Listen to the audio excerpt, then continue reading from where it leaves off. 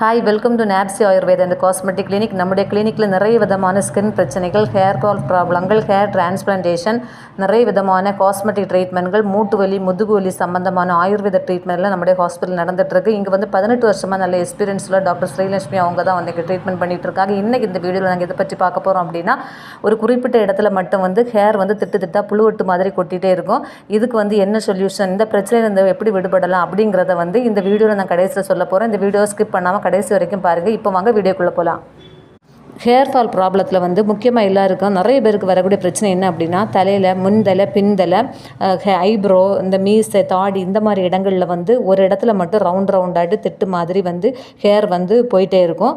இந்த மாதிரி வந்து ஃபஸ்ட்டு வந்து நமக்கு இந்த ஹேர் வந்து போகும்போது தெரியாது.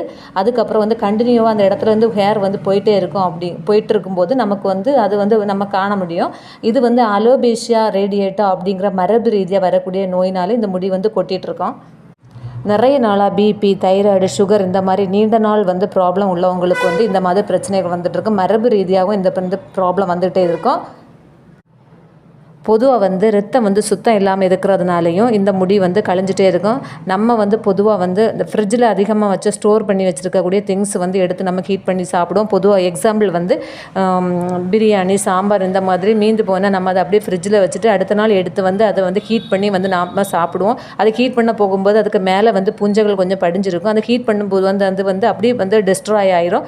ஆனால் வந்து நம்ம அதை கலவையோடு அப்படியே சேர்த்து சாப்பிடும்போது நம்ம அந்த சாப்பாடு நம்ம உடம்புக்குள்ளே போய் அது வந்து ஹேரில் உள்ள ரூட்டுகளுக்கெல்லாம் வந்து போய் வந்து அதுலேருந்து அந்த மாதிரி ப்ராப்ளங்கள் இருக்கிறதுனால அந்த முடி அவ்வளோ வந்து கழிஞ்சிட்டே இருக்கும். ஸோ இந்த மாதிரி ஃப்ரிட்ஜில் வச்சு அதிகமாக யூஸ் பண்ணக்கூடிய திங்ஸுகளை வந்து நம்ம வந்து எப்போவுமே அவாய்ட் பண்ணணும். அப்புறம் இம்யூனிட்டி சமநிலை இல்லாத காரணத்தினாலும் வந்து இந்த மாதிரி ப்ராப்ளங்கள் வரும். ஃபஸ்ட்டு நமக்கு வந்து தெரியாது. நம்ம வந்து ஹேர் கட் பண்ண வந்து சலூனுக்கு போகும்போது அந்த கடைக்காரர் வந்து நம்மகிட்ட சொல்லுவாங்க, இந்த மாதிரி வந்து உங்களுக்கு அந்தந்த இடங்களில் வந்து முடி வந்து கொட்டிகிட்ருக்கு, ரவுண்டாக கொட்டிகிட்ருக்கு அப்படின்னு சொல்லுவார்.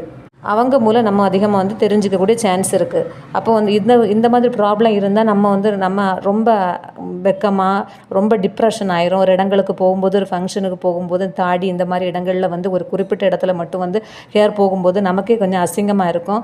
அது வந்து திடீர்னு நம்ம என்ன பண்ணோம், இது போகிறதுக்காக ஒரு டாக்டர்கிட்ட போவோம். அவர் என்ன பண்ணுவார், அந்த ஸ்டீராய்டு ஆயின்மெண்ட் அந்த இடத்துல அப்ளை பண்ண கொடுப்பாரு. அப்புறம் வந்து இன்டேக்காக வந்து ஸ்டீராய்டு மெடிசின்ஸ் எடுக்க கொடுப்பாங்க. இந்த மாதிரி medicines plus steroid ointment use பண்ணும்போது நிறைய நாள் நம்ம லைஃப் லாங்காக யூஸ் பண்ணிகிட்டே இருக்கும்போது அந்த இடத்துல வந்து சில டைம் முடி வந்து வரக்கூடிய சான்சஸ் இருக்குது. ஆனால் இந்த அலோபேசியா ரேடியேட்டா அப்படிங்கிற ப்ராப்ளம் இருக்கும்போது அதில் முடி வளர்ந்தால் கூட உங்களுக்கு திருப்பி அந்த இடத்துல வந்து ஹேர் ஃபால் இருக்கிறதுக்கு ரொம்ப சான்ஸ் இருக்குது. ஆனால் வந்து இந்த ஸ்டீராய்டு வந்து நீங்கள் நிறைய நாள் யூஸ் பண்ணும்போது உங்களுக்கு நிறைய சைடு எஃபெக்ட்ஸ் வர்றதுக்கு சான்ஸ் இருக்குது. முடிஞ்ச வரைக்கும் நீங்கள் ஸ்டீராய்டு அவாய்ட் பண்ண பார்க்கணும். ஸ்டீராய்டு வந்து நம்ம கண்டிப்பாக எடுக்கவே கூடாது.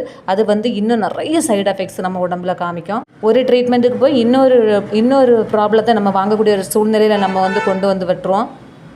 இந்த அலோபேஷியா ரேடியேட்டா அப்படிங்கிற ப்ராப்ளத்துக்கு நம்முடைய ஹாஸ்பிட்டலில் வந்து நல்ல சைடு எஃபெக்ட்ஸ் இல்லாத சீப் அண்ட் பெஸ்ட்டு ட்ரீட்மெண்ட் இருக்குது. அந்த ட்ரீட்மெண்ட் என்ன அப்படிங்கிறத வந்து நான் சொல்கிறேன்.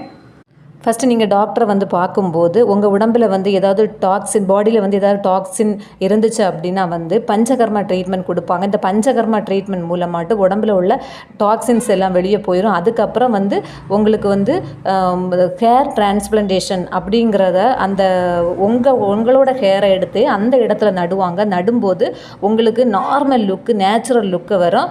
அரை மணி நேரம் தான் இந்த ட்ரீட்மெண்ட் நடக்கும். அரை மணி நேரத்தை சீப் அண்ட் பெஸ்ட் ட்ரீட்மெண்ட், கம்மியான ரூபாயில் அரை மணி நேரத்தில் ட்ரீட்மெண்ட் முடிச்சுட்டு நீங்கள் வீட்டுக்கு போயிடலாம். உங்களுக்கு எந்த ஒரு சைடு எஃபெக்ட்ஸும் இருக்காது. நேச்சுரல் லுக்காக இருப்பீங்க. அதனால் தலையாக இருந்தாலும் சரி, தாடியாக இருந்தாலும் சரி, ஐப்ரோவாக இருந்தாலும் சரி, இந்த மாதிரி இடங்களில் இந்த மாதிரி ப்ராப்ளங்கள் இருந்துன்னா நீங்கள் கண்டிப்பாக வாங்க. நம்முடைய ஹாஸ்பிட்டலில் வந்தீங்கன்னா 1 ஹவரில் ட்ரீட்மெண்ட் முடிச்சுட்டு நீங்கள் நல்லபடியாக நேச்சுரல் லுக்கோடு வீட்டுக்கு போயிடலாம்.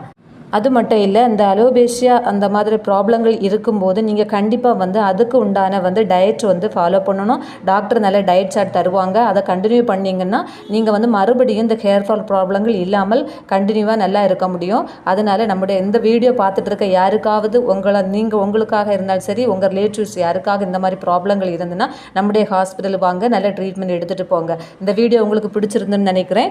பிடிச்சிருந்தால் லைக் பண்ணுங்கள், ஷேர் பண்ணுங்கள், கமெண்ட் பண்ணுங்கள். தேங்க்யூ.